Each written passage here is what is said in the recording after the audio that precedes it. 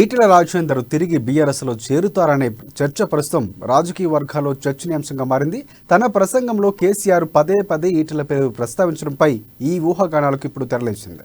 CM KCR Etela పేరు అన్నిసార్లు ప్రస్తావించడంపై వెనుక కారణం ఏంటనేది ఇప్పుడు చర్చనీయాంశంగా మారింది. సుమారుగా 2 గంటల పాటు కేసీఆర్ ప్రసంగంలో 12 సార్లకు పైగా ఈటెలు ప్రస్తావించారు కేసీఆర్. పదే పదే మిత్రుడు ఈటెల రాజేందర్ చెప్పినట్లు అని కేసీఆర్ తన ప్రసంగాన్ని కొనసాగించారు. ఇదే సమయంలో తోటి సభ్యులు ఘర్ వాపసీ అంటూ నినదించారు. దీంతో ఈటెల రాజేందర్ బీఆర్ఎస్లో చేరుతారా అన్న చర్చ ఇప్పుడు సాగుతోంది.